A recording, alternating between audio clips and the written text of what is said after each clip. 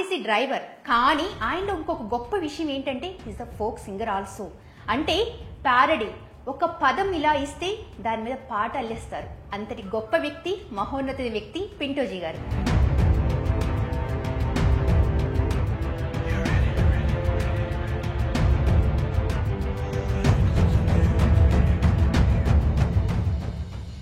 మనలాంటి వాళ్ళు చెప్పుకోవడానికి ఆయన చెప్తే ఇవాళ మనం చెప్పుకుంటున్నాం. దీని ద్వారా ఏంటి అబద్ధం చెప్పరాదు. గంగిరేయి చెట్టు కాడ గండు తుమ్మెదొచ్చిపాయ్, గంగిరేయి చెట్టు కాడ గండు తుమ్మెదొచ్చిపాయ్, మాయదారి చిన్న దాన్ని గరిచిపాయరా. రన్నింగ్ బస్సులో నుంచి దిగటం, ఎక్కడం అలాంటివి చేస్తూ ఉంటారు యూత్. అలాంటి వాటి మీద ఏదైనా పాట చెప్తారా మీరు? గుటుకా తింటే గుటుక్కుమంటావు భద్రం కొడుక.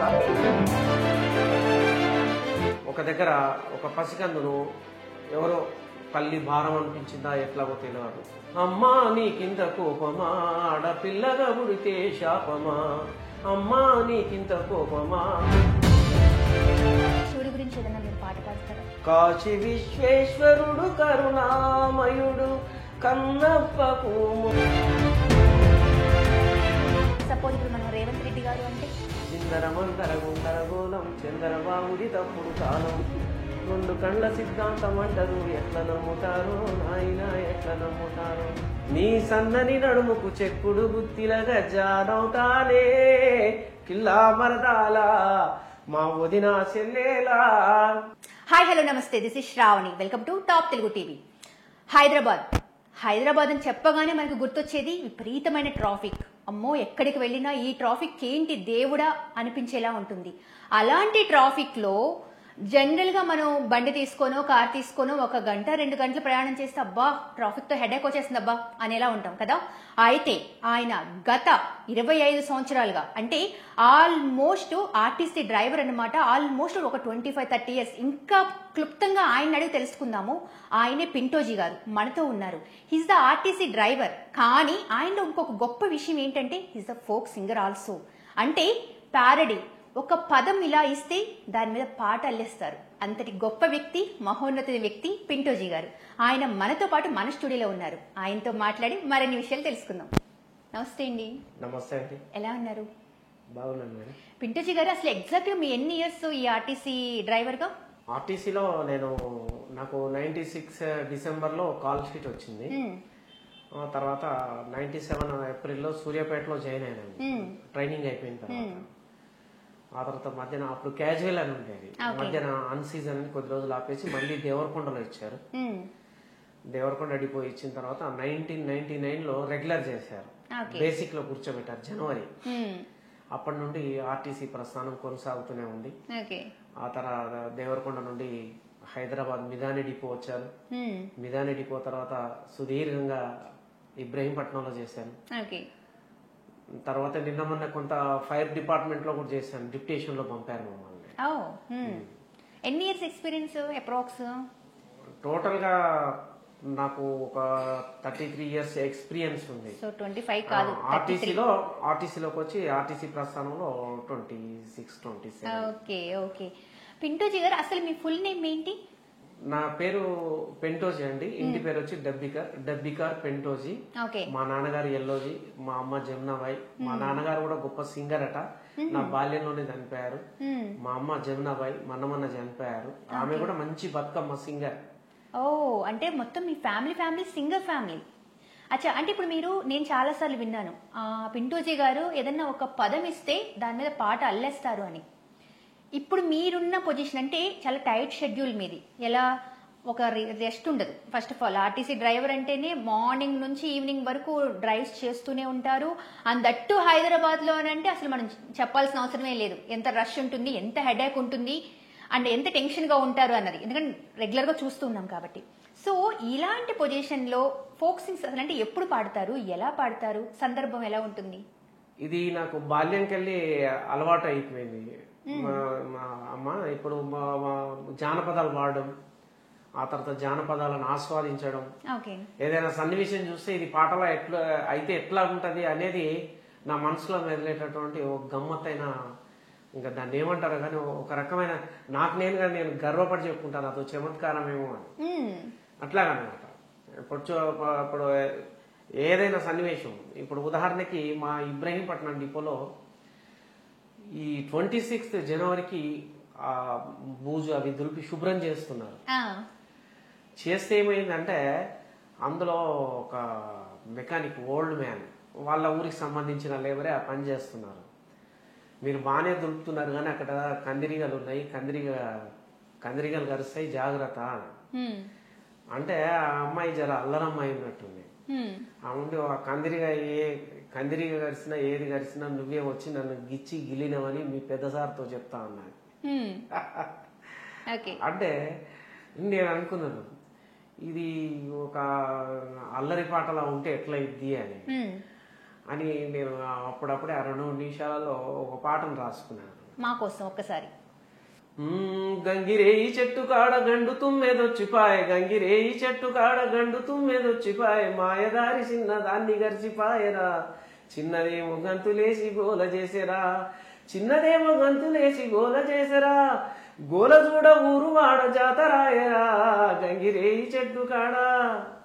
అంటే ఆ కందిరీగ కలిసినప్పుడు ఆమె అల్లరి మొత్తుకుంటా ఉన్నారు, ఏడుస్తుంది, బొబ్బలు పెడుతుంటే ఆ జనం అంతా వచ్చారు. వచ్చి ఏమైంది ఆమె ఎందుకు ఏడుస్తుందని ఈయనను పట్టుకున్నారు, ఈ అబ్బాయిని పట్టుకుని ఏమైంది అన్నె వెరగ పుణ్య వెరగ పోకిరి సేతాల నెరుగా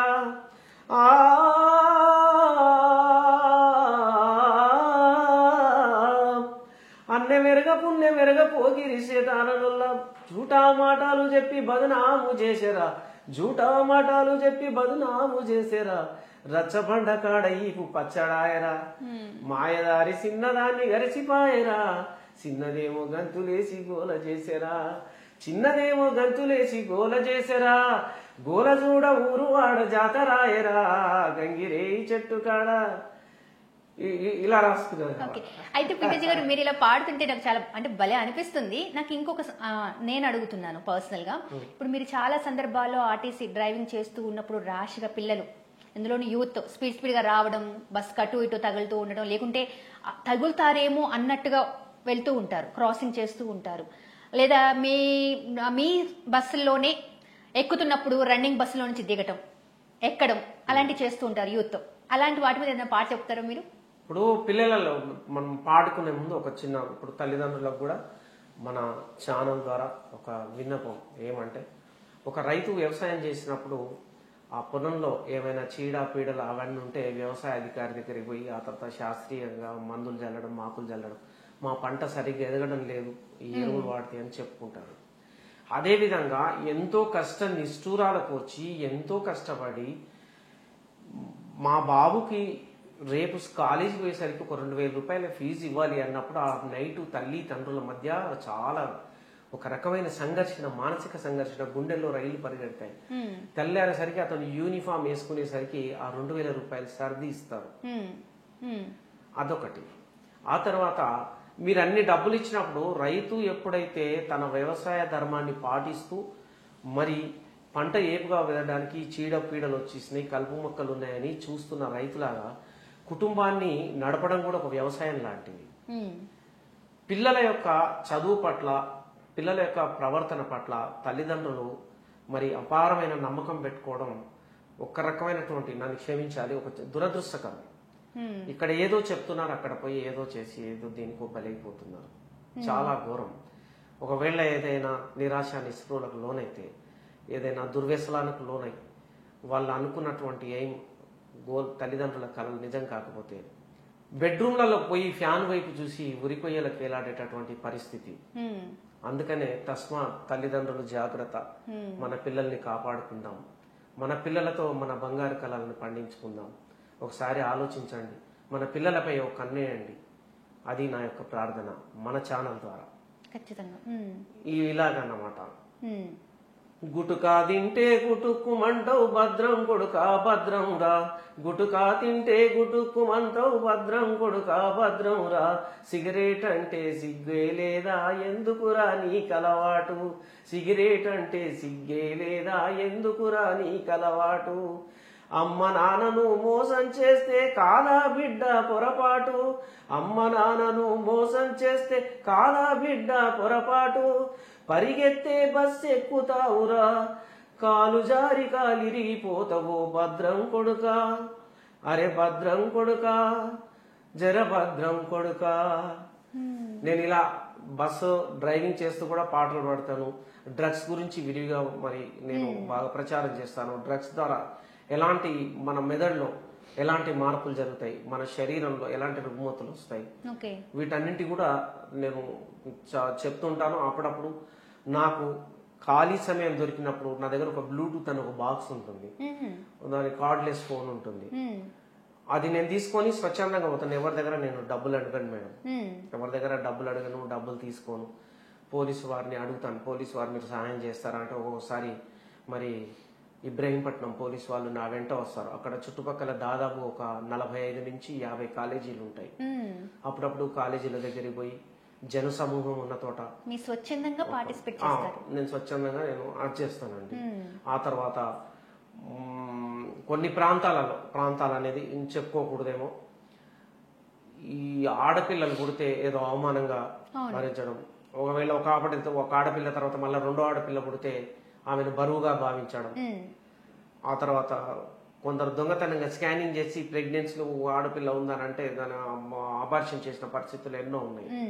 ఆ తర్వాత ఇంకొకటి మెయిన్ దేవరకొండ డిపోలో నేను చేసినప్పుడు ఒక దగ్గర ఒక పసికందును ఎవరో తల్లి భారం అనిపించిందా ఎట్లాగో తెలియదు, ఓ చెత్త కుక్కలు వేస్తే అక్కడ కుక్కలు దాన్ని పీకి తినే పరిస్థితి అన్నమాట. నేను చాలా చలించాను. చూస్తే ఆడ శిశువు, ఇంకొక దగ్గర కూడా చూస్తే ఆడ శిశువుని ఒక మోరీలో వేసారు. అప్పుడు నాకు అనిపించింది ఆ శిశువు ఎంత వేదనకు గురైపోయిందో. ఆమెకేం తెలియదు, ఆడ పారేస్తే ఏడుస్తుంది. ఆ కుక్కలకు ఇంగిత జ్ఞానం ఉంటుందా, పందులకు ఇంగిత జ్ఞానం ఉంటుందా? ఉండదు. ఆ శిశువు ఒకవేళ మనసుంటే ఇట్లా పాడుకునేదేమో అని నేను నా మనసులో రాసుకున్న పాట అన్నమాట. అమ్మా నీ కింద కోపమా, ఆడపిల్లగా పుడితే శాపమా, అమ్మా నీ కింద కోపమా, ఆడపిల్లగానే పుడితే శాపమా, అమ్మా దిష్టి బొట్టునే నెరగనమ్మా, నెత్తికి సమరు ఎరగనమ్మా, దిష్టి బొట్టునే నెగనమ్మా, నెత్తికి సమరు ఎరగనమ్మా, జోల పాటలు నాకు తెలవదమ్మా, నీ లాలి ముద్దలు నాకు ఎరగనమ్మా, అమ్మా నీకింత కోపమా, ఆడపిల్లగా ఉడితే శాపమా, చెత్త కుప్పలే మెత్తని కుప్పు, చెత్త కుప్పలే మెత్తని పొత్తిలి, పిల్లలకు వేసేది మెత్తని పరుపు పొత్తిలంట. చెత్త కుప్పలే మెత్తని పొత్తిలి, ఊర కుక్కలే జోలవాడినై, పందులు విక తిన్నవే, నన్ను పందులు పీగుక తిన్నయే, అమ్మా నీకింత కోపమా, ఆడపిల్లగా ఉడితే శాపమా, ఆడపిల్లగా ఉడితే శాపమా, నిన్ను గన్న తల్లి ఆడదమ్మా, నీ తోడ పుట్టిన చెల్లి ఆడదమ్మా, నిన్ను గన్న తల్లి ఆడదమ్మా, నీ తోడ పుట్టిన చెల్లి ఆడదమ్మా, చెల్లి నీకు కావాలి, పాలు ఇచ్చే తల్లి కావాలి, నా బ్రతుకు ఏమి కావాలి, అమ్మా నీకింత కోపమా, ఆడపిల్లగా ఉడితే శాపమా. నేను ఈ పాటని ఆ సన్నివేశం చూసినప్పుడు పాడాను. నేను నాకు చాలా బాధ అనిపించింది. అందుకనే అప్పుడప్పుడు మహిళా దినోత్సవాలప్పుడు, ఆ తర్వాత కొన్ని రెసిడెన్షియల్ స్కూల్స్ ఉంటాయి చిన్నపిల్లలు. ఒకసారి మీకు బహుశా నేను ఒక ఫోటో కూడా పెట్టాను. అందులో మీ స్కూల్ టీచర్లు లేదా మీ పరిసర ప్రాంతాల వారు ఎవరైనా మిమ్మల్ని హేళన చేస్తే, మిమ్మల్ని అగ్లీగా టచ్ చేయడానికి చూస్తే, మీరెంటనే మీ పెద్దల దృష్టికి తెండి. మీ పెద్దల దృష్టికి తేవాలనే భయం అయితే స్కూల్లో టీచర్లకు చెప్పండి, లేకపోతే మీరు మోసానికి బలైపోయే ప్రమాదం ఉందని నేను చాలా చెప్తుంటాను. అమ్మాయిలకు కూడా చెప్తుంటాను, వాట్సాప్లు వాడద్దు, సెల్ ఫోన్ వాడండి. ఇప్పుడు వంటింట్లో కత్తి ఉండండి, కూరగాయలు కోసుకోవడానికి పర్వాలేదు, ఇంకెవరు కూరగాయలు తరుముకోవడానికి పర్వాలేదు, కానీ దాన్ని వేరే విధంగా వాడితే అనర్థాలకు దారేసి పెనుముప్పులు వచ్చేస్తుంటాయి, కుటుంబాలలో తుఫాన్లు వస్తుంటాయి. అందు గురించి అని అప్పుడప్పుడు అమ్మాయిలకు కూడా హెచ్చరిక చేస్తాను. అమ్మాయిలు నా బస్సులో నా వెనకాల ఆ గార్డు పైపు అక్కడ ఉన్న వాళ్ళకు కూడా నేను చెప్తుంటాను, నేను మీరు అమ్మా నాన్న చెప్పిన మాట వినండి, అమ్మ నాన్నతో ఉండండి. నేను అప్పుడప్పుడు అడుగుతాను, నేను కొన్ని డెమోలు అడుగుతాను, ఆల్జీబ్రా గురించి అడుగుతాను, ఆల్జీబ్రా గురించి అడుగుతాను, ట్రిగ్నోమెట్రీ గురించి అడుగుతాను. ఏం చదువులోనండి వాళ్ళు పీజీలు చేసినంటారు, ఆ పీజీ నాలెడ్జ్ ఉంటుంది. నేను కొందరిని అడిగాను, నేను కొన్ని సందర్భాలలో ఈ యాంథమ్ ఏదైతే ఉంటుందో నేషనల్ యాంథమ్ దాన్ని డిక్టేషన్ రాయమని చెప్పాను, నేను రాయలేమని చెప్పాను. ఫ్లెడ్జ్ డిక్టేషన్ రాయమని చెప్పాను. కనీసం 30% న్యాయం చేయాలి. ఇండియా ఈజ్ మై కంట్రీ, భారతదేశం నా మాతృభూమి, భారతీయులందరూ నా సోదరులు. రోజు మీరు ఫ్లెడ్జ్ ప్రామిస్ చేసేవాళ్ళు మీరు రాయకుంటే క్లాస్ రూమ్ లో ఉన్నది మీరు ఏమి వింటున్నట్టు, మీ మెదడులకు ఎందుకు ఎక్కలేదు? ఏదో ఒక ఒక సినిమా డైలాగ్ ఉంటుంది, ఎప్పుడొచ్చామనేది కాదా బుల్లెట్ దిగిందా లేదా అంటే మీ మెదడులో వెంటనే మహేష్ బాబు వెళ్ళిపోతాడు. క్లాస్ రూమ్ లో అసలు why should not record in your brain class lecture. మీరు ఎక్కడ బలహీన పడిపోతున్నారు? మీకెంతమంది పిల్లలు? నాకు పాప బాబు. పాప పేరు నందినండి, బాబు సాయిదత్, నా భార్య పద్మ. ఓకే. పిల్లలు ఏం చదువుతున్నారు? పాపది బిఎస్సీ అయిపోయింది, టీటీసీ అయిపోయింది, సెంట్రల్ స్టేట్ పాస్ అయిపోయింది. ఆమె మంచి నాలెడ్జ్, ఆమె కూడా అప్పుడప్పుడు హమ్మింగ్ పాడగలదు, నందిని. బాబు డీజిల్ మెకానిక్ అయిపోయింది, ఇప్పుడు ఎంఈ సెకండ్ ఇయర్ చేస్తున్నాడు. Nice nice nice. ఇప్పుడు మీరు ఇన్ని రకాలుగా చెప్తూ ఉన్నారు కదా, ఇలా ఉండాలి ఇలా చేయాలి అని. మీ పిల్లలు ఎప్పుడన్నా అలా అతిక్రమించడం కానీ అలా చేయడం కానీ జరిగిందా, మీరు హెచ్చరించడం? ఇప్పుడు తప్పుల్ని ఎవరు దాచుకోకూడదండి, తప్పులు ఎవరిని దాచుకోకూడదు. అయితే నా పిల్లలని నేను చెప్పుకోవడం అంత గొప్ప కాదేమో కానీ అల్లరి చేస్తారు అనే వాటికి చాలా దూరంగా ఉంటారు. ఎందుకంటే మేము చాలా పేద కుటుంబం నుండి వచ్చి అంచెలంచెలుగా మెల్లమెల్లగా మీలాంటి వారి నుండి మీలాంటి వారి వేదికల ద్వారా మేము ప్రపంచానికి పరిచయమైన వాడిని. నేను నా పరిస్థితులు తెలుసు కాబట్టి పాప మంచి నాలెడ్జ్ కలది, బైపీసీ చేసింది. ఆమె ఏదైనా టెస్ట్ రాసి ఎగ్జామ్ పోయి వచ్చింది అనుకోండి, అమ్మ ఎంత వస్తుందమ్మా మార్కులు, ఎంత స్కోర్ చేయగలిగినారు అని అంటే ఈ 80 వస్తాయి బాపు అన్నది అనుకోండి. మా ఇళ్లలో నాన్నది బాపు అంటారు, 80 వస్తాయి బాపు అని అంటారు. 79 అయితే రావు మేడం, 80-81 వస్తాయి. ఇక బాబు అయితే యావరేజ్ ఉంటాడు, ఆయన పర్వాలేదు. ఏదేమైనా ప్రతి కుటుంబంలో కూడా తల్లిదండ్రి మాట విన్న వాళ్ళు ఎవ్వరు చెడిపోలేదు. అందుగురించనే తల్లిదండ్రుల్ని మనము తప్పనిసరిగా పిల్లల మీద ఇవాళ మనం శ్రద్ధ పెట్టవలసిన అవసరం ఎంతైనా ఉంది. ఆ ఉరికొయ్యలకు ఎదురు చూసేటటువంటి రోజులు దూరం అయిపోవాలి. మేమే అదే కోరుకునేది. ఇంకా నాకు దాదాపుగా ఇంకొక 8 నెలలు ఉంది ఆర్టీసీలో సర్వీస్ చేసేది. 8 నెలలు అయినా అప్పుడప్పుడు చేస్తున్నాను. కానీ అప్పుడు నేను పూర్తి సమయాన్ని కేటాయించి మీలాంటి వారి పెద్దల వేదికల ద్వారా నేను ప్రపంచానికి ఏ విధంగా ఉపయోగపడాలో ఉపయోగపడతాను. ఆ తర్వాత ఈ మధ్య కృష్ణా పరివాహక ప్రాంతాల్లో యురేనియం తవ్వకాలు జరిగినాయి, వాటి గురించి పరిశోధనలు జరిగాయి, తొంగితే ఉన్నాయి. అయితే కెనడాలో ఉన్నది గ్రేడ్ 1, ప్రపంచంలో ఉన్నటువంటి యురేనియం నిల్వలలో గ్రేడ్ 1 విలువైనది కెనడాలో ఉందట. ఆ తర్వాత మన వాళ్ళు ఇక్కడ నాగార్జున సాగర్ కొండలో పరివాహక ప్రాంతాలలో తీసినటువంటి పరిశోధన కోసం తీసినటువంటి ఆకోకు చెందిన యురేనియం గానే మరి వాళ్ళ పరిశోధనల ద్వారా తేలింది అని చాలా పత్రికలలో వచ్చిన తర్వాత యురేనియం ద్వారా ఎలాంటి పెనుముప్పు ఉంటుంది అనేది మనం చాలాసార్లు చూసినామండి. యురేనియం అనేది ఒక భయంకరమైనటువంటి మరి యుద్ధాలలో ప్రాణ నష్టం జరగడానికి, ఆస్తి నష్టం జరగడానికి, విధ్వంసాలు సృష్టించడానికి భారీ విస్ఫోటనాలకు వాడేటటువంటి పదార్థం యురేనియం. ఆ రెండో విధంగా మరి విద్యుత్ ఉత్పత్తికి వాడడం, ఆ తర్వాత ఇంకా కొన్ని పరిశ్రమల స్థాపనకు అది వాటి భారజలం ఉపయోగపడతాయని విన్నాను. అయితే నాకు వీటి గురించి పెద్దగా నాలెడ్జ్ లేదు, పత్రికలలో చూశాను. నేను చదివింది 10th అండి, 10వ తరగతి వరకే చదువుకున్నాను. ఇంటర్లో మొదటి సంవత్సరంలో వదిలిపెట్టాను ఎంపీసీ. అయితే వీటి ద్వారా ఎంత పెను ప్రమాదం అనేది చూసి నేను అక్కడ ప్రాంతాలలో గొంగడి కట్టుకొని ఒక డప్పు ఎంబడి పెట్టుకొని అక్కడ పాడుతూ అక్కడ వాళ్ళకి అవగాహన కలిగించాను. కలిగించిన తర్వాత పత్రికలు కూడా అడిగాయి నన్ను. ఆ తర్వాత ఒక పెద్ద ప్రదర్శన దేవరకొండలో పెట్టినాను. ఓహో. పెట్టినప్పుడు కొన్ని వేల కొద్దిగా జనం స్పందించారు. ఒక ప్రముఖ పత్రికలో, నేషనల్ పత్రికలో కూడా వచ్చింది. ఆ తర్వాత కొందరు పర్యావరణ ప్రేమికులు కూడా నా గురించి ప్రస్తావన ఛానళ్లలో తెచ్చారు. ఓకే. దాని ద్వారా నేను అడిగాను ఒకటే, యురేనియం అనే పదార్థం ద్వారా మీరు విద్యుత్ వరకే వాడుకుంటామని అంటున్నారు. దీని ద్వారా అన్ని పెడాదాలు వచ్చేటటువంటివి. ఈ మధ్య ఒకసారి పేపర్లో కూడా చూసాను, యురేనియం కొందరి దగ్గర దొరికింది. కొన్ని గ్రాముల యురేనియం కొందరి దగ్గర దొరికింది. అది దురదృష్టవశాత్తు అది మనకు రక్షణ వాళ్ళకు, పోలీస్ వాళ్ళకు దొరకడం ద్వారా ఒక పెను ప్రమాదం తప్పింది. ఇవాళ యురేనియం అనే పదార్థంతో మీరు విద్యుత్తుని చేస్తుంటున్నారు. విద్యుత్తుని మనం గాలి ద్వారా విద్యుత్తుని సంపాదించుకోవచ్చు, బొగ్గు ద్వారా విద్యుత్తుని సంపాదించుకోవచ్చు, జలం ద్వారా విద్యుత్తుని సంపాదించుకోవచ్చు. అవును.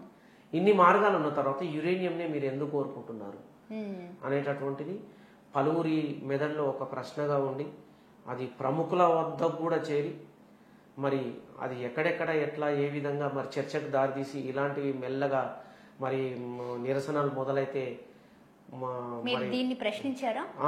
ఎక్కడ? పత్రిక ద్వారా.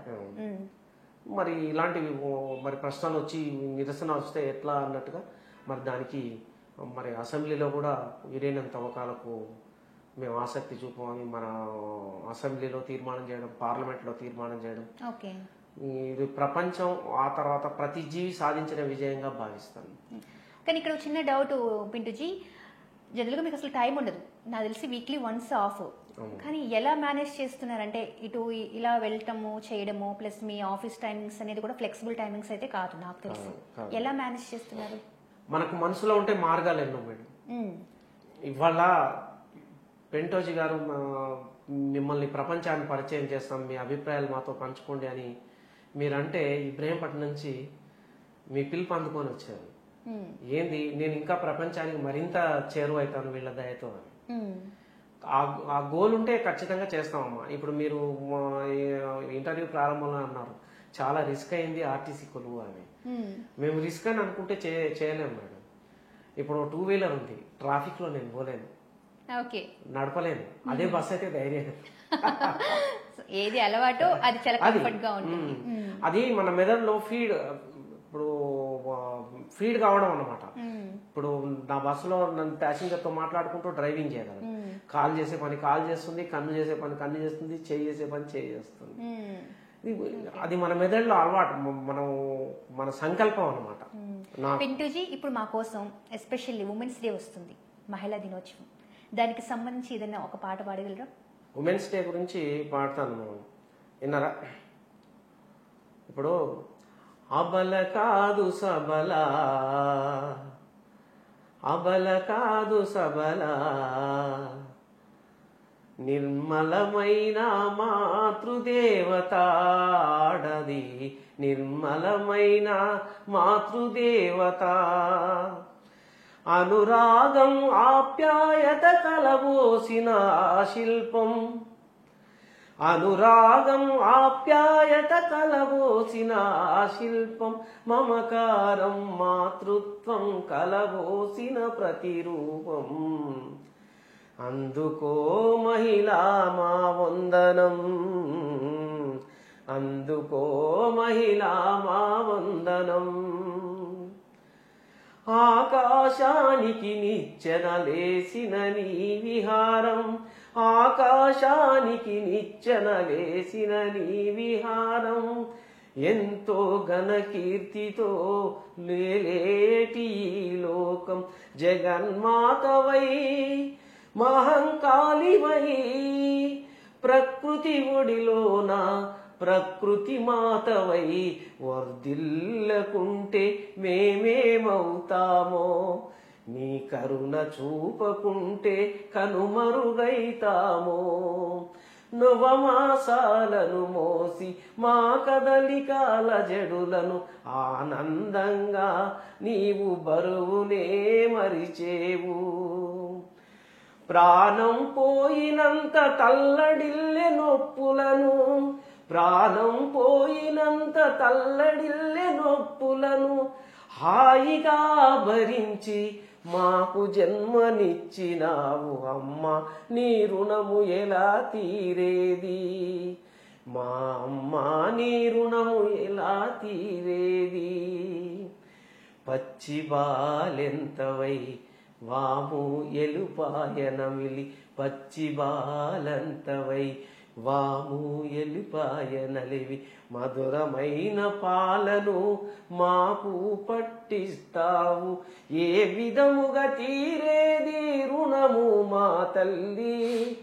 ఏ విధముగా తీరేది రుణము మా తల్లి?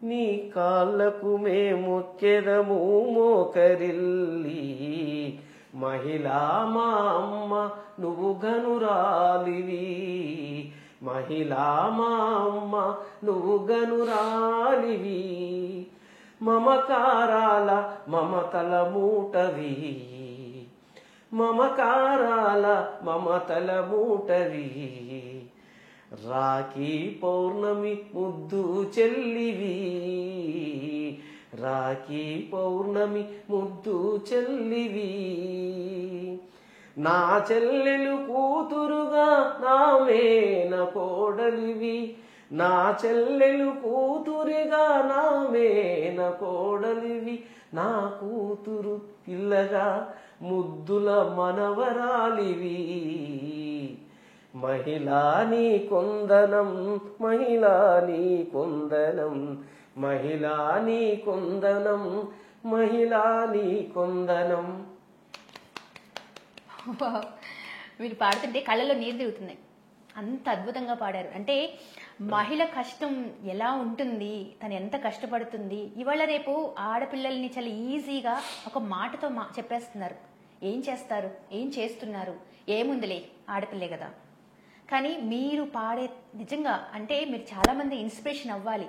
మీరు బయటికి కనిపించట్లేదు, మీ పాటలో ఎంత సాహిత్యం ఉంది, ఒక మహిళ గురించి మీరు ఇచ్చే గౌరవం ఎంత ఉంది, అసలు మహిళ రోల్ ఏంటి, తను ఎంత చేస్తుంది, అది నాకు చెప్పడానికి నిజంగా రాలేదు. మీరు చెప్తుంటే మాత్రం నిజంగా చెప్తున్నాను పింటూజీ, ఇది ఏదో షూట్ పర్పస్ గానో షూటింగ్లో నేనేదో ఉండి మన ఒక యాంకర్ లాగా కాదు, మీరు ఒక అమ్మాయి గురించి గౌరవించి పాటలోనే చాలా అద్భుతంగా పాడారు. హ్యాండ్స్ ఆఫ్ అండి, అసలు రియల్లీ సూపర్. అండ్ అసలు మాటలు రావట్లేదు మీరు పాటలు వింటుంటే. తర్వాత శివరాత్రి వస్తుంది, శివుడి గురించి అందరూ ఆరాధిస్తూ ఉంటారు. శివుడి గురించి ఏదైనా మీరు పాట పాడతారా? ఏదైనా పాడడానికి ప్రయత్నం చేసి పాడతాను మేడం. అయ్యో ఏదైనా పాడండి, ఎందుకంటే మీ పాట చాలా మధురంగా ఉంది, వినాలి అనిపిస్తుంది. మా వాళ్ళు కూడా ఇట్లా మిస్మరేజ్ అయిపోయారు మీ పాటతో. ఢమరుకాదారుడు కరిచర్మదారుడు, ఢమరుకాదారుడు కరిచర్మదారుడు, కాశీ విశ్వేశ్వరుడు కరుణామయుడు, కాశీ విశ్వేశ్వరుడు కరుణామయుడు, కన్నప్పకు మోక్షంబు ఇచ్చినవాడు పరమశివుడు, ఆ పరమశివుడు, పరమశివుడు ఆ ముక్కంటి దేవుడు, తలపైన గంగమ్మ చంద్రవంకల చూడ, తలపైన గంగమ్మ చంద్రవంకల చూడ, విఘ్నాల రాయుడికి మోక్షాన్ని ఇచ్చెను, విఘ్నాల రాయుడికి మోక్షాన్ని ఇచ్చెను, గణపతిగా మన నుండి పూజలందుకొనెను, గణపతిగా మన నుండి పూజలందుకొనెను, ముక్కంటి ముక్కోటి ఆ పరమశివుడు. శివుని మనం రకరకాలుగా కొలుస్తుంటాము. మరి వాళ్ళ శ్రీశైలంలో, కాశీలో, అందుకనే జాషువా గారు కూడా వారి పద్యాలలో కూడా అప్పుడప్పుడు విఠాలేక్షణుడు ఆయన అంటాడు అనమాట. విఠాలేక్షణుడు నాకు జాషువా గారి పద్యాలు కూడా చాలా బాగా అనిపిస్తాయి. జాషువా గారు సత్యహరిచంద్ర గురించి రాసి చాలా బాగుంటాయి. ఏదైనా చెప్తారా జాషువా? Okay okay. ఎన్నో ఏళ్ళు గతించిపోయినవి కానీ ఈ శ్మశానస్థలిన్ కన్నులు మూసిన మందభాగ్యులు ఒక్కడైనను లేచిరాడు, అయ్యో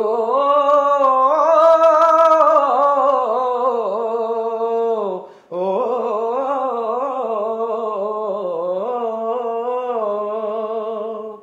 ఏ తల్లులల్లాడిరో ఏ తల్లులల్లాడిరో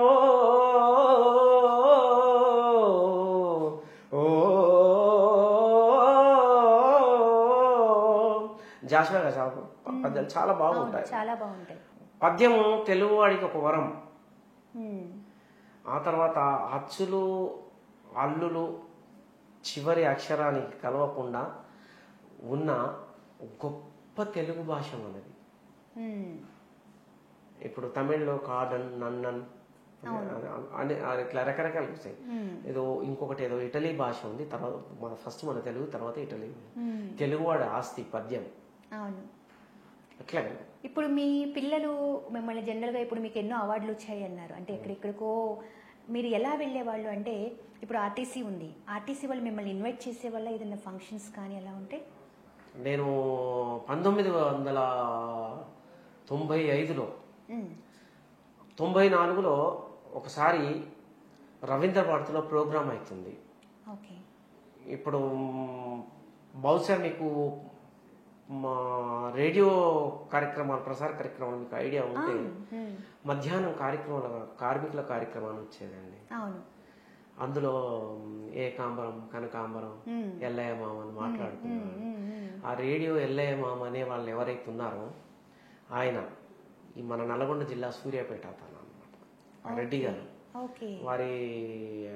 వారి కొడుకు రామచంద్ర రెడ్డి గారు అంటే రేడియో ఎల్లయ్య మామ జానపద అకాడమీ పెట్టినప్పుడు రవీంద్ర భారతిలో ప్రోగ్రామ్ జరుగుతుంది. అక్కడ నేను పాడుతుంటే విని అతని ఏదో దీక్షితులు ఉంది, ఆయన పెద్ద, ఆయన చాలా పెద్ద అతను.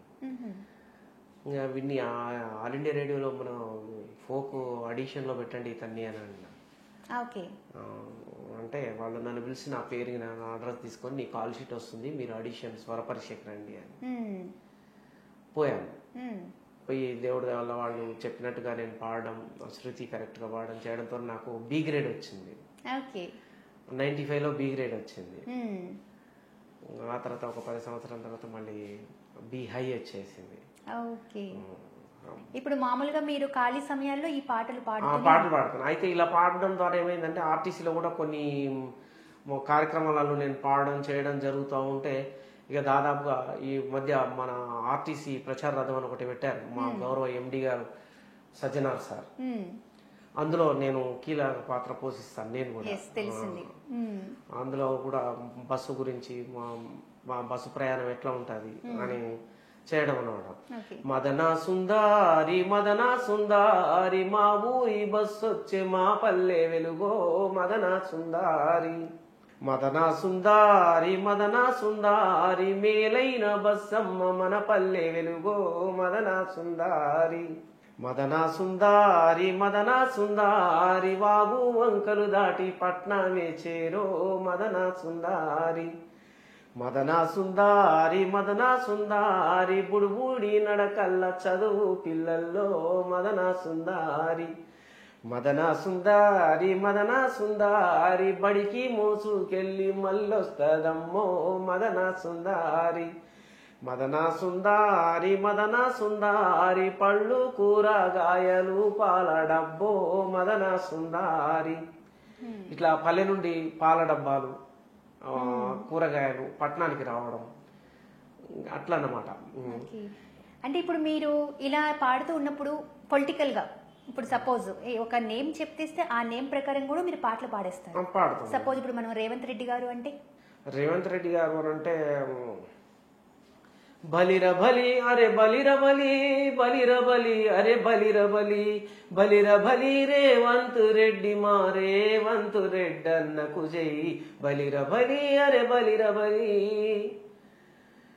చెయ్యెత్తితే ఆపే బస్సులో మహాలక్ష్మిలకు ఉచితమ్మయే చెయ్యెత్తితే ఆపే బస్సులో మహాలక్ష్మి పథకము తీసుకువచ్చే కార్మిక కర్షక లోకానికి తను గర్వకారణం అయి నిలిచే బలిర బలి, అరే బలిర బలి, రేవంత్ రెడ్డి అన్న బలిర బలి. నైస్ నైస్, బాగుందండి. అంటే అప్పటికప్పుడు ఫ్లోని భలే అసలు నిమిషాలు మార్చేస్తున్నారు. ఏదో మస్మరైజ్ చేసేసినట్టే ఏదో చెప్తారు అనుకుంటే దాన్ని మించి ఇంకోటో చెప్పేస్తున్నారు. నైస్ పింటోజీ. ఇంకొకటి, ఇప్పుడు సపోజ్ ఇప్పుడు పొలిటికల్ మన ఏపీ ఎలక్షన్స్, ఒక రకమైన కూటమి, ఒక ఏదేదో జరిగిపోతున్నాయి అక్కడ, దాని మీద ఏదైనా పాట పాడతారా? తెలంగాణ ఉద్యమం నడిచినప్పుడు ఈ ప్రొద్దుటూరులో ఆమె జగన్ గారి తల్లి, ఆ తర్వాత ఈ షర్మిల రోడ్ షో పెట్టారు. రోడ్ షో పెడితే అక్కడ నన్ను ఇన్ఛార్జిగా, పబ్లిసిటీ ఇన్ఛార్జిగా ఇచ్చారు నాకు. ఓకే.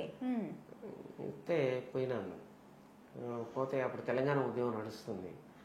వాళ్ళందరూ ఉండి అక్కడ ఉన్న వాళ్ళంతా పెద్ద కూడా చేసి, ఒకసారి మాకు మీ తెలంగాణ భాష బాగుంటుంది, మీ తెలంగాణ ఒరడి బాగుంటుంది, ఒకసారి చంద్రబాబు గురించి వాడండి అని అంటే, చిందర మందర గుందర గోళం చంద్రబాబుది తప్పుడు తాళం, రెండు కళ్ళ సిద్ధాంతం అంటారు ఎట్లా నమ్ముతారో నాయనా ఎట్లా నమ్ముతారో, అక్కడ చూస్తే తెలంగాణ రా, ఇక్కడ చూస్తే ఆంధ్రదేశం, అన్నదమ్ములనే కలిసి ఉంటే మరి ఏరు వాటులాయే ఆయన ఏరు వాటులాయే. అట్లా అంటే ఇప్పుడు మామూలుగా వాళ్ళ పేరుతో మీరు పాడడం అనేది తప్పు అనే మీ ఉద్దేశం? అంటే ఇప్పుడు మేము ప్రభుత్వ ఉద్యోగులుగా ఉండి ఒకరిని రాజకీయ విమర్శలు అవి చేయొద్దు, అట్లా అన్నమాట. క్రానికల్ పత్రికలో నా గురించి, నేను యురేనియం వాటి గురించి చేసినప్పుడు అక్కడ కింద ఒక లాస్ట్ పేరలో రాశారు, ఇతను ప్రభుత్వ ఉద్యోగి అయ్యి ఉండి కూడా ఈ విధంగా చేయడము అనేది మేము ఆయన అభిప్రాయాన్ని ఉటంకిస్తూ రాస్తున్నాం అని రాస్తారు.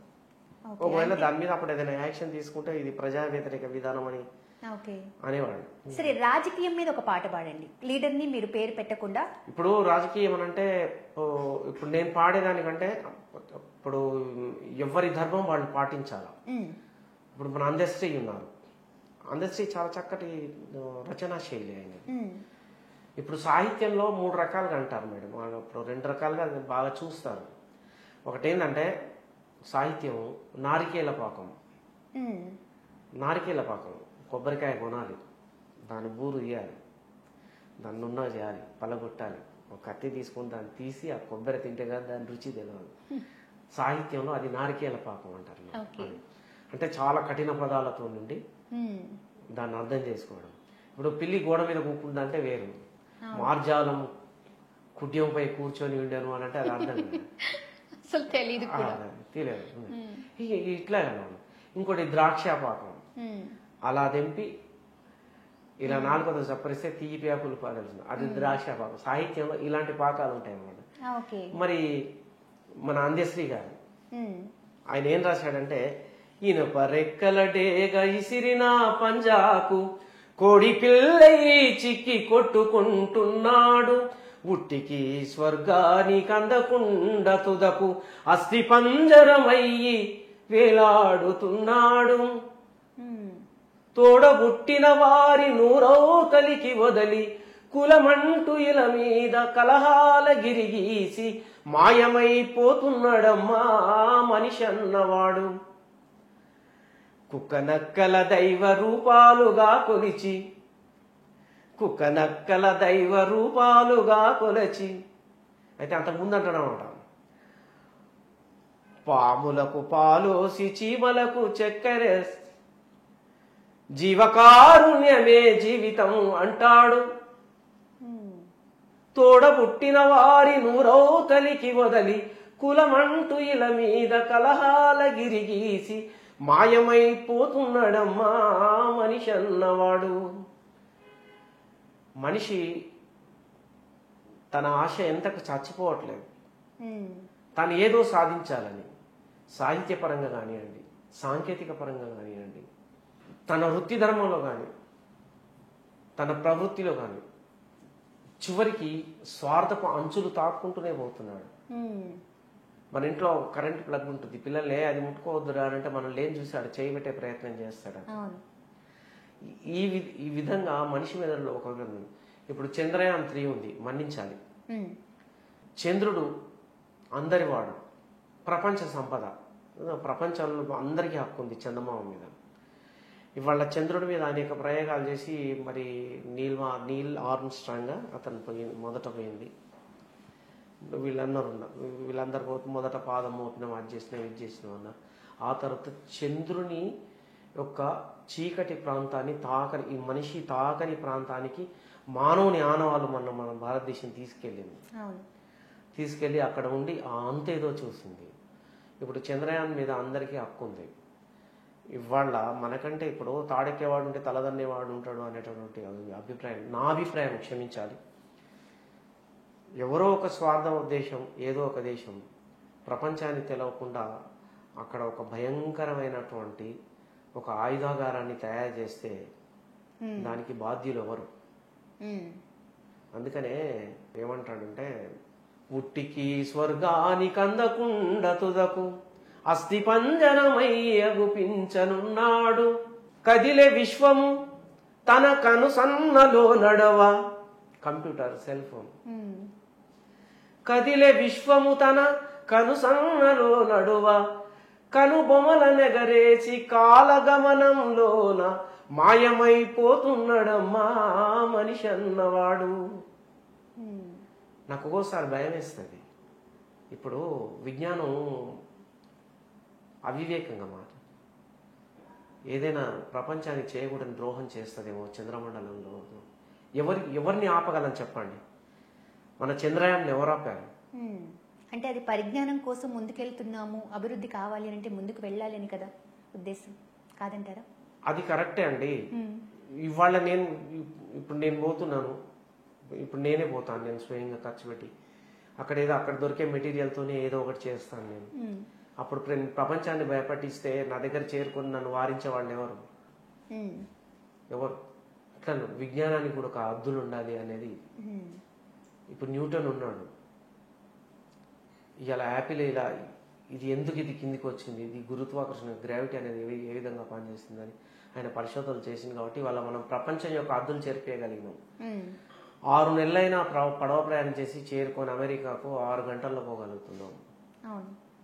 ఇట్లాగనమాట. కానీ ఎంత అభివృద్ధి చెందుతూ ఉన్నా ఒకానొక స్టేజ్లో పసిపిల్లల పైన, ఆడపిల్లల పైన అఘాయిత్యాలు అనేది జరుగుతూ ఉన్నాయి. ఇప్పుడు ఈ వైపు మనం మానవతా దృక్పథంతో పోతే దీనికి ప్రకృతి ధర్మాన్ని పాటించకుండా, ప్రకృతి ధర్మం పాటించకుండా మనిషి తన మేధస్సుతో అడ్డుకాలు వేయడం. ఇవాళ బంగారం లాంటి పంటలు పండే భూములన్నీ రియల్ ఎస్టేట్ మయమైపోయినాయి, పంటలు లేవు. ఇంకొక గమ్మత్తు, మన హైదరాబాద్ నుండి పాడే నది ద్వారా కొన్ని ప్రాంతాలలో పండే ధాన్యాన్ని మార్చుకొని వాళ్ళ ఆరోగ్యమైన ధాన్యాలను తీసుకొని ఈ ధాన్యానికి రకరకాల పేర్లు పెట్టి అమ్ముతున్నారు. ఏ ధాన్యం అంటారు? వరి ధాన్యం.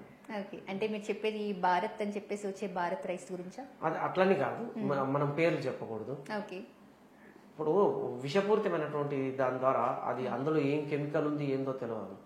ఒక 10 బస్తాలు వండే దగ్గర 25 బస్తాలు వంతున్నాయి. అవి విషపూరితమైనవి, విషతుల్యమైనవి. ఆయన మార్చుకొని వేరే ఆరోగ్యమైన బియ్యం తీసుకొని పోతున్నాడు. దీని మీద రాములమ్మ బొమ్మ, మల్లమ్మ బొమ్మ, పుల్లమ్మ బొమ్మ ఇట్లా పెట్టి అమ్ముకుంటున్నారు. అవి ఎవరో తింటున్నారు, ఏదో చేస్తున్నారు. మొన్న ఒక మీడియాలో చూశాను, ఇది దాన్ని ఏమంటారు, క్యాబేజీ కృత్రిమంగా తయారు చేశారు, ఎగ్స్ కృత్రిమంగా తయారు చేస్తున్నారు. అంత కల్తీమయం అయిపోతుంది. ఈ కల్తీ మీద ఏదైనా ఒక పాట పాడతారా? నేను భరించలేనండి, నాకే బాధ అనిపిస్తుంది. మీరు భరించలేరు అంటే దానిలో ఇంకా పాట ఎంత ఇదిగా వస్తుందో ఒకసారి ట్రై చేయండి. అయితే చూద్దాం. ఎట్లాగనంటే ఇప్పుడు దీనికి కారణం ఏంటంటే ప్లాస్టిక్, రసాయన ఎరువులు. ఇప్పుడు పత్తి పంట ఉందండి, పత్తి పంట మీద విపరీతమైనటువంటి ప్రభావం జరుగుతుంది. మొన్న ఒక మీడియాలో చెప్పారు, ఒక శిశువు కళ్ళ నిర్మాణం లేకుండానే పుట్టారు.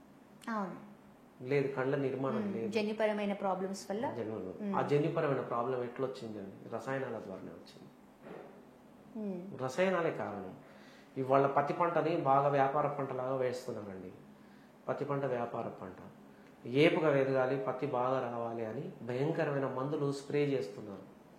ఆ మందులు వాతావరణంలో ప్రయాణించడం, మనం ఇండ్లలో పండుకుంటే ఆ చల్లగాలిలో ఆ వాతావరణంలో కలిసిపోవడం మనకు తెలియకుండానే మన నిద్రలో పీల్చేస్తున్నాం. మన నాడీ మండల వ్యవస్థ మీద తీవ్ర ప్రభావాన్ని చూపుతున్నాయి. లివర్ ఫంక్షన్ పోతుంది, కిడ్నీ ఫంక్షన్ పోతుంది, హార్ట్ ఫంక్షన్ పోతున్నది. గర్భవతులు ఆ విషవాయువులు ఆ విషతుల్యాన్ని పీల్చడం ద్వారా గర్భస్థ శిశువు నిర్మాణం కరెక్ట్గా జరగట్లేదు. కాళ్ళు వంకర, చేతులు వంకర పోవడం, లేకపోతే మెదడు ఎదుగుదల లేకుండా పుట్టడం, బుద్ధిమాంద్యంతో పుట్టడం, ఇవన్నీ జరుగుతాయి. చాప కింద నీళ్ళ ఇవన్నీ వస్తూ ఉన్నాయి. చాలా ఘోరం. ఆ తర్వాత మనం అనుకోవడం ధర్మదో కాదు, కానీ ఇంతకుముందు 12 సంవత్సరాల తర్వాత ఆ అమ్మాయికి యుక్త వయసు వచ్చేది. అవును, మెచ్యూరిటీ అనేది 12 సంవత్సరాల తర్వాత వచ్చేది. ఇప్పుడు 9 సంవత్సరాల పిల్లలు 8-9కి వచ్చేస్తుంది. ఎంత ఘోరం అండి. వీటన్నిటికీ ఇవే కారణాలు. వీటి మీద లేదు. మనం ఏం చేస్తున్నామంటే మనకు ప్రకృతి పరంగా దొరికే సహజ సిద్ధంగా దొరికే వనరులు కరువు అవుతుంటే దానికి పర్యవసానంగా మనం ఏదో కాలం గడవడానికి చేస్తున్నటువంటి వికృత చేష్టల ద్వారా మానవాళికి పెను ప్రమాదాలు జరుగుతూ ఉన్నాయి. దీన్ని అరికట్టడం క్యాన్సర్ పుండు కంటే భయంకరంగా తయారైంది. దీన్ని తాత్కాలికంగా ఉపశమనాలే చేస్తున్నారు తప్ప ప్రకృతి ధర్మం పాటించట్లేదు. ఇప్పుడు నేను బస్ డ్రైవర్, నేను పోతూ ఉంటాను. ఈ మూసీ నది దగ్గర మీ నయాపూల్ వీటి మీద పోతూ ఉంటాము. ఒక అతను ఏదో బైక్ మీద వస్తాడు, ఇంతలో మూట మూసీ నదిలో వేసిపోతాడు. అందులో ఏముందో తెలియదు. అక్కరొచ్చే పదార్థాలు అయితే వేయరు కదా. ఇక పెద్ద పెద్ద చెత్త కుండీల దగ్గరనైతే ఆహారాలు కూడా ఈ ఫంక్షన్ హాల్లలో మిగిలిన ఆహారాలు అవన్నీ అక్కడ వేసి చాలా భీకరమైన పరిస్థితులు. మొట్టమొదట నగరంలో ఇప్పుడు పనిచేసే పారిశుద్ధ కార్మికులకు పాదాభివందనం. ఎంత ఓపిక అంటే ఆ మహాతల్లులకు ఊడవడం, ఆ మహానుభావులు వాళ్ళు ఆ చెత్త చెదారాన్ని ఆ చెత్త బండ్లలో ఎత్తుకెళ్లడం, కనీసం మాస్క్ కూడా పెట్టుకోరు. ఎంత ధర్మాన్ని పాటిస్తున్నారంటే వారికి మరీ వందనం. నా తరఫున నేను ప్రభుత్వాన్ని వేడుకుంటున్నా, వాళ్లకు ప్రత్యేకమైనటువంటి ఏదైనా ఒక మంచి అవార్డు లాంటిది, ఒక మంచి గౌరవం దక్కేటటువంటి ఒక రోజుని ఏర్పాటు చేయాలి. దాని మీద ఏదైనా మీరు పాట పాడతారా, పారిశుద్ధ్యం గురించి కానీ ఏదైనా? ఎందుకంటే మీ పాట రూపం దాల్చితేనే అది వినడానికి వినసొంపుగా ఉంది, జనానికి కూడా బాగా ఎక్కుతుంది. చెత్త చెదారము దుమ్ము దుమారము మానవునికి విషమని తెలిసిన ఏడ్వడు. చెత్త చెదారము దుమ్ము దుమారము మానవునికి విషమని తెలిసిన విడవడు. కడవరకు నిన్ను మోసే ఈ భూమిని చూడడు. కడవరకు నిన్ను మోసే ఈ భూమిని చూడడు. తన స్వార్థపు కోరల్లో నమిలి చూస్తాడు. చెత్త చెదారము దుమ్ము దుమారము. మాయదారి ప్లాస్టిక్కుతో మాయని నేస్తం చేసి, మాయదారి ప్లాస్టిక్కుతో మాయని నేస్తం చేసి, పరిపరి విధముల మనిషిని వేధిస్తే రోగాలకు, పరిపరి విధముల మనిషిని వేధించే రోగాలకు బలి చేసి తనకు తానే బలైపోతాడు. చెత్త చెదారము. ప్రతిరోజు తన జీవన గమనంలో విషాలను, ప్రతిరోజు తన జీవన గమనంలో విషాలను చిందిస్తూ మనిషి చిరునవ్వుతో గడిచేను. చిందుస్తూ మనిషిని చిరునవ్వుతో గడిచేను. చివరికి తన విషతుల్యము తెలుసుకొని ఏడ్చే రోజు రాకపోదు, ఆ రోజు రాకపోదు, రోజు రాకపోదు, ఆ రోజు రాకపోదు. ఒక షాప్లో టీ అవసరం ఉందంటే ఆ పక్క టీ కొట్లోకి వెళ్ళి ప్లాస్టిక్ కవర్లో టీ తెచ్చుకుంటున్నాడు. ఆ పేపర్ గ్లాసులు వాడుతున్నాడు. పేపర్ గ్లాసులు ఏ విధంగా తయారవుతున్నాయి అనేది మనకు కొన్ని సోషల్ మీడియా ద్వారా చాలా ఘోరం అండి. అందుకనే నేను సమ్మక్క సారక జాతరలో కూడా ప్లాస్టిక్ వాడొద్దు అనేది నేను విరివిగా ప్రచారం చేశాను. మాయదారి ప్లాస్టిక్ అన్నా అది ప్రాణాలు మింగేస్తదన్నా, మాయదారి ప్లాస్టిక్ అన్నా అది ప్రాణాలు మింగేస్తదన్నా, పసిపిల్లల పాటి శాపమన్నా పసిపిల్లల పాటి శాపమన్నా, మన ముందు నిలిచేటి దయ్యమన్నా, అది మనలా మింగేటి దయ్యమన్నా. ఈ ప్లాస్టిక్ చాలా ఘోరమైంది. ఆ తర్వాత ఈ రసాయనాలు, ఈ వృధా రసాయనాలు కూడా కొన్ని ప్రాంతాలలో, జనసంచారం లేని ప్రాంతాలలో వచ్చేస్తే భూమిలో పాకిపోతున్నాయి. భూగర్భ జలం కూడా చాలా అదైపోతున్నాయి. అందుగురించని మనం ప్రకృతిని ఆరాధించాలి, ప్రకృతిని ప్రేమించాలి, పచ్చదనాన్ని ప్రేమించాలి, బయోడైవర్సిటీ జంతు జీవజాలాన్ని మనం ప్రేమించవలసిన అవసరం ఎంతో ఉంది. అట్లాగన్నా నేను ఇట్లా ప్రకృతి మీద పాడతాను, జానపదాలు కూడా పాడతాను, జానపదాలు కూడా రాసుకుంటాను. జానపదాలు ఏదన్నా ఒకటి? జానపదాలు అంటే ఇప్పుడు నేను ఈ ఉద్యోగంలో రాకముందు మా వృత్తి చేసేవాడిని. మా వృత్తి మాంసం అమ్మడం, బుచ్చర్స్, మాంసం అమ్మేవాడిని. అయితే మేము సంత పోయినప్పుడు అక్కడ ఒక సన్నివేశం చూశాను నేను. ఆడ ఒక 10 మంది కూర్చొని, ఆ 10 మందిలో ఆ అబ్బాయి భార్య గురించి చెప్తున్నాడు అత్తగారి వాళ్ళకు. నీ బిడ్డ ఇట్లా చేస్తుంది, అట్లా చేస్తుంది, మీరేదో అంత మంచిగా అంటున్నారు, కానీ ఆమె దగ్గర అంత మంచి గుణం ఏమీ లేదు, కాబట్టి నీ బిడ్డ నాకు వద్దు అని. అంటే నేను అనుకున్నాను ఇది జానపదం పాటకుంటే ఎట్లుంటుందో అని రాశాను. పండు వెన్నెల ఒన్నెలంటివి, పంచదారల పలుకులంటివి, పసందైన వరి చక్కనంటివి, మాట వంశీనే చేసుకుంటిని, బరి తెగించిన బిడ్డను నేను భరించలేనత్తో, నేను ఏలనేను అత్త. అట్లా అనమాట. ఆమె చేసే పనులన్నీ చెప్పుకోవడం. గుమ్మి చూస్తే మరి గమ్ముగుంటది, గుమ్మిలగా సమ్మాయం అవుతుంది, సౌకారింట్లో కాసం మార్చి కుడకలు బెల్లం దంచి తింటది. ఈ భర్త అత్త మామూలు అంతా అప్పుడే ఉంటుంటది. ఇంట్లో ఏదో వాళ్ళు పనిచేసి తీసుకొచ్చింది వాళ్ళ వ్యవసాయ ఉత్పత్తులు చాటుగా తీసుకుపోయి అమ్ముకోవడం, కుడకలు బెల్లం ఏదో చిరుతిండ్లు తినడం, అట్లా అన్నమాట. మనిషి చూస్తే నా చూపుకుంటది, కాకరకాయకు జోడు పోతుంది, ఇరుగు పొరుగుతో జగడ చేస్తుంది, కొట్టబోతే మరి కొత్త పెళ్ళము, జమాన చూస్తే బాగాలేదు, తీసుకుపోవత్తో బిడ్డను ఏరలేను అత్త. బాగుందండి. చాలా బాగా అనిపిస్తుంది. జనరల్ గా జానపదాలు అందరికి త్వరగా అర్థం కావు, కానీ మీరు పాడుతుంటే ఆ ఫ్లో భలే అనిపిస్తుంది. అంటే మంచిగా అర్థమవుతుంది. నిజంగా బాగుంది. ఆ తర్వాత పల్లె ప్రాంతాలలో ఒక దగ్గర మేము ఉంచుకుంటే, ఏమరా బాబు ఇంకా నీ పెళ్లి కాలేదా అని అంటే, ఏదన్నా మాట ముచ్చడైంది, ఇంకా ఏమో మాఘమాసం అంటారు.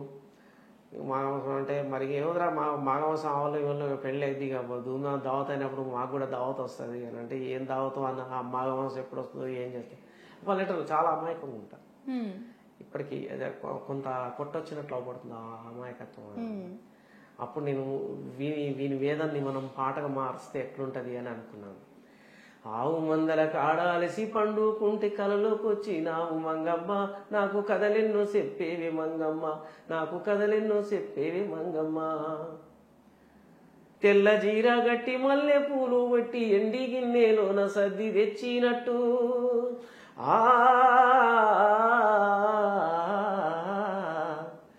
తెల్ల జీర గట్టి మల్లె పూలు పెట్టి ఎండి గిన్నెలోన సర్ది తెచ్చినట్టు, గోరు ముద్దలు తినిపించినట్టు, రాగి చెంబుతో నీళ్ళిచ్చినట్టు, కలలోకి వస్తున్నావి మంగమ్మ, నాకు కథలెన్నో చెప్పేవి మంగమ్మ,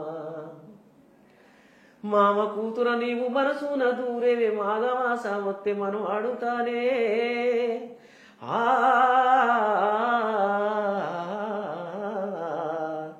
మామ కూతుర నీవు మనసున దూరేవే, మాఘమాస మొత్తే మనం ఆడుతానే, మారాము చెయ్యొద్దే మంగమ్మ, మరదల మంచి మంగమ్మ, మదిలోకి రావద్దే మంగమ్మ, మరదల మంచి మంగమ్మ, ఆవు మందల కాడాలసి పండుకుంటే కలలోకి వచ్చినావే మంగమ్మ, నాకు కథలెన్నో చెప్పేవి మంగమ్మ. బాగుందండి, భలే ఉన్నాయి. ఇంట్రెస్టింగ్ గా ఉంది అసలు. అంటే మీరు పాడేది ఏదైనా సరే ఏంటంటే చాలా ఇంట్రెస్టింగ్ గా వినాలి. జానపదం, తెలుగు జానపదం ఒక వరం. అది మన తెలుగు వాళ్ళే సొంతం అన్నమాట. దాని ఆ మాధుర్యమే వేరు. అందులో మీరు ఇలా ఒక పదం చెప్తే టక్కున అసలు స్వరం కలిపి పాడడం అనేది అది మీకు పెద్ద వరం అనాలి. నిజంగా ఎవరికీ సాధ్యం కాదు. బట్టి పేపర్ పెట్టి ఇన్ని పాడడం అనేది వేరు, కానీ ఇలా ఒక పదం చెప్పగానే ఆ పదంతో ఒక అల్లిక అల్లి పాటని రూపం ఇచ్చి మాకు పాడుతున్నారు చూసారా. మా ముందు అది పాడుతూ ఉంటే అబ్బా ఎంత బాగా పాడుతున్నారు, ఇంతకు ముందు ఎన్నిసార్లు పాడారో అన్నట్లుగా పాడుతున్నారు. కానీ తీరా చూస్తే మీరు ఇప్పటికిప్పుడు అల్లుకుంటూ పాడడం నిజంగా అది మీకు దేవుడిచ్చిన వరం అనాలి. హ్యాట్స్ ఆఫ్ అండి మీకు రియల్లీ. అంటే చలాకీగా పాడుకునే పాట అన్నమాట, ఒక అల్లరి పాట. నీ సన్నని నడుముకు చెక్కుడు గుత్తిల గజ్జానవుతానే పిల్ల మరదాల మా వదిన చెల్లేలా. నీ సన్నని నడుముకు చెక్కుడు గుత్తిల గజ్జానవుతానే పిల్ల మరదాల మా వదిన చెల్లేలా. మైదాకు సేతుల మరదలు పిల్ల నవరంగురా ఇది ముక్కు పుల్ల. మైదాకు సేతుల మరదలు పిల్ల నవరంగురా ఇది ముక్కు పుల్ల.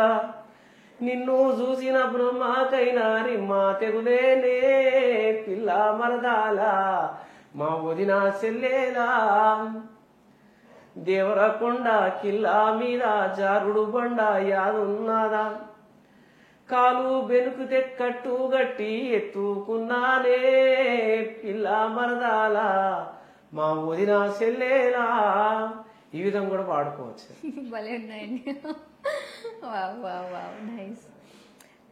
ఇప్పుడు సపోజ్ చిన్న చిన్న పిల్లలు ఉంటారు, చిన్న పిల్లలు, ఆ పిల్లలకు సంబంధించి ఏదైనా పాట పాడతారా? పాడొచ్చండి పిల్లలు. హాయమ్మాయి నా బంగారు తల్లి, హాయమ్మాయి నా బంగారు తల్లి, ఈ ఇంటికి కల్పవల్లి నా ముద్దుల చిట్టి తల్లి, ఇంటికి కల్పవల్లి నా ముద్దుల చిట్టి తల్లి. జోజో పాప ఏడవకే నువ్వు జోజో పాప ఏడవకే. చందమామ దిగి వచ్చేను చక్కని కథలను చెప్పేను, చందమామ దిగి వచ్చేను చక్కని కథలను చెప్పేను. మేనమామ ఇక వచ్చేను ఆట బొమ్మలను తెచ్చేను, మేనమామ ఇక వచ్చేను ఆట బొమ్మలే తెచ్చేను. అమ్మమ్మ నానమ్మలు ఆయిగ జోలా పాడేరు, అమ్మమ్మ నానమ్మలు ఆయిగ జోలా పాడేరు. అమ్మ కమ్మని పాలతో నీవు హాయిగా ఆడే పాపాయి, అమ్మ కమ్మని పాలతో నువ్వు హాయిగా ఆడే పాపాయి. ముద్దుల పాప జోజో మా ముద్దుల పాప జోజో.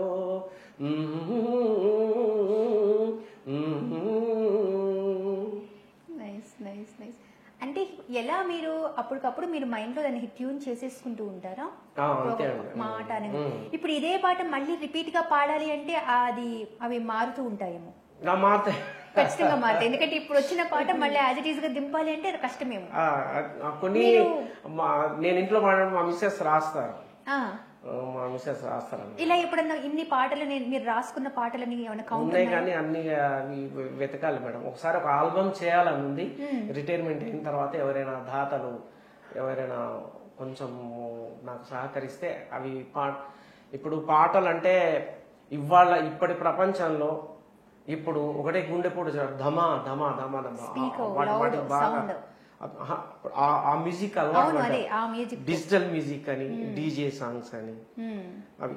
ఇప్పుడు సంగీతం అనేది ఎట్లుండాలి అనేది ఇప్పుడు మనం ఒక ప్రామాణికంగా మనం చెప్పలేకపోతున్నాం. ఎందుకంటే వాళ్ళ ఆసక్తిని బట్టి ఇప్పుడు ఆ రూట్లోనే పోతున్నాం. ఇప్పుడు పాటలు సృష్టించే వాళ్ళు కూడా ఆ రూట్లోనే రాయవలసిన పరిస్థితి వచ్చింది. ఇట్లా అన్నమాట. ఇప్పుడు ఈ మ్యూజిక్ నీలి నీలి ఆకాశం ఇద్దామనుకున్నా మబ్బులు నిన్ను కమ్మెతాయని అని సాహిత్యం చాలా బాగుంది ఇందరా. ఇప్పుడు దానికి వ్యతిరేకంగా కూడా పాటలు ఎన్ని ఉన్నాయి. నన్ను గరిచేరా, నన్ను పిలిచేరా, నన్ను కోరి. అంటే ఇప్పుడు దాన్ని మనం ఒక హద్దులు మీరిపోయింది. కానీ ఇప్పుడు వాళ్ళకి ఇష్టం ఉన్న తీరుగా తీస్తేనే కదా జనాలు చూస్తున్నారు. జనాలు చూస్తున్నారు. అందుకనే మళ్ళీ మన తెలుగు సాహిత్యానికి, మన భారతీయ సంస్కృతికి పూర్వ వైభవం వచ్చే విధంగా సాహిత్య ప్రియులు, సాహిత్య పోషకులు, కళాకారులు, కళాపిపాసు మీలాంటి వేదికలు కొంత ప్రయత్నం చేస్తే వీటిని ఇంకో 4 కాలాల పాటు మనం కాపాడుకోవచ్చు. ఇందులో ప్రపంచం పుట్టినప్పుడే లయ పుట్టింది. ఇది నాది అనడానికి ఏది లేదు. జానపదం అనేది హాయమ్మ హాయమ్మ రావే, అమ్మ కాళ్ళ మీద పడబెట్టుకుని స్నానం చేస్తాడు అంటుంటే వాడు ఇలా చూస్తాడు. అప్పుడు ఆ కాటక ఇలా అవును అవును నిజమే. ఇంత ఉట్టిగానే రుద్దుతే ఏడుస్తాడు వాడు. ఆ శబ్దంలో ఒక మిస్మరేస్తాడు అంతేనమాట. కస్తూరి రంగరంగా నా స్వామి కావేటి రంగరంగా, బంగారు ముద్దుకొండ బచ్చోరని కడుపు చల్లగుండా, మేనమామలు వత్తురు నీ కడకు ఆట బొమ్మలు తెద్దురు, నానమ్మ ఎత్తుకుంటూ చక్కని కథలు నీకే చెప్పును. ఎంత బాగా, ఎంత లయబద్ధం, ఎంత అవి. ఇప్పుడు కొన్ని డిజిటల్ మ్యూజిక్ లో కూడా భక్తి సాంగులు చేస్తున్నారు. కగరాజు నీయానతి వినివేగ చనలేడు, గగనానికి ఇలకు బహుదూరం బనినాడు, జగమేలే ఆ జగమేలే పరమాత్మ ఎవరితో మరలిడుదు, నగుమోము కనదే నా జాలి తెలిసి. భానుమతి ఎలా వాడింది, మంగళపల్లి బాలమురళి గారు ఎలా వాడారు, బాలుగారు ఏ విధంగా వాడారు. ఈ పాటనే పాడిపోయింది. ఈ మధ్య డిజిటల్ మ్యూజిక్ లో కూడా ఏదో డిస్కో మ్యూజిక్ లో కూడా పాడుతున్నారు. అట్లా అన్నమాట. బంటు రీతి కొలువు ఇయ్యవయ్య రామ, బంటు రీతి కొలువు సనిదమ పగ గరి సనిదమ పగ అంటే మాకు సరిగా మీరు అసలు ఎక్కడ ఏమి నేర్చుకోలేదు కదా, ఎక్కడ కూడా ఏ విధంగా కూడా మీరు ఒక సాహిత్యం పరంగా కానీ సంగీతంగా కానీ ఏది నేర్చుకోలేదంటే నాకు గ్రాంధిక భాష రాదు. కానీ మీరు గ్రాంధికంలో బ్రహ్మాండంగా మాట్లాడుతున్నారు. ఎందుకంటే మీ స్వరపేటిక మీకు నిజం చెప్పాలంటే అది మీకు ఒక అదృష్ట వరం అనుకోవాలి. మీ అందరి ఎంకరేజ్మెంట్, మీ అందరి సహకారం, మీ అందరి ప్రోత్సాహం, నేను ప్రపంచానికి మరింత చేరువై నా చేతనైనంత వరకు, నా ఊపిరిన్నంత వరకు ప్రకృతికి హాని జరగకుండా, పర్యావరణానికి హాని జరగకుండా, మానవ కళ్యాణానికి ఉపయోగపడేటటువంటి అన్ని కార్యక్రమాలు చేయాలి. ఆ తర్వాత దుస్సంప్రదాయాలు మానాలి. రసాయన ఎరువులు వాడకుండా సేంద్రియ ఎరువులతో పంటలు పండించేటటువంటి మరి ప్రయత్నాలను మరీ రైతుల మెదడులోకి చొప్పించి పంటల దిగుబడిని పెంచి ఆరోగ్యమైనటువంటి ఆహారాన్ని అందించే రైతును మనం కాపాడుకోవాలి అని నా ఉద్దేశం. ఇలాంటి వేదికలు నేను చేసే సేవకు మరింత ఊపునిచ్చి మీరు కూడా ప్రత్యేకంగా మీ వేదికలు కూడా నాకు ఇలా సహకరిస్తే ప్రపంచానికి మరింత చేరువై మేము సైతం, నేను సైతం అని మరి నా జన్మ తరించాలని నేను కోరుకుంటున్నాను. ఇంత చక్కటి ఈ వేదిక మీద మీరు నన్ను ఆహ్వానించి నా అభిప్రాయాల్ని ప్రపంచానికి తెలియజేసేటటువంటి సమయాన్ని తీసుకున్న మీకు నేను అన్యథా రుణపడి ఉంటాను. జై భారత్, జై తెలంగాణ. Thank you. చూసారు కదా పింటూజీ గారు, ఆర్టీసీ డ్రైవరే అనుకుంటున్నారేమో, సచ్ సూపర్ ఫోక్ సింగర్. మీరు ఒక చిన్న పదం ఇచ్చేస్తే ఫట్టా సాంగ్స్ పాడేస్తారు. సో ఇదండి ఆయన ఏమంటున్నారంటే, ఎస్పెషల్లీ నేను ఇక్కడే కాదమ్మా, నా ప్లాట్ఫామ్ ఇది కాదు, నేను స్వచ్ఛందంగా సేవలో పాల్గొంటాను, నేను ఎక్కడికైనా వస్తాను, నా పాటని అందిస్తాను అని చెప్తున్నారు. సో మీలో ఎవరైనా సరే ఆయన గురించి కావాలి అన్నా, ఆయన పాటలు మీకు కావాలి అన్నా ఆయన అప్రోచ్ అవ్వండి. Thank you. Signing off Shravani. Thank you అండి. సబ్స్క్రైబ్ చేయండి. subscribe to Please do subscribe to Please like, share and subscribe to top Telugu TV. Top Telugu TV. Top Telugu TV. Top Telugu TV.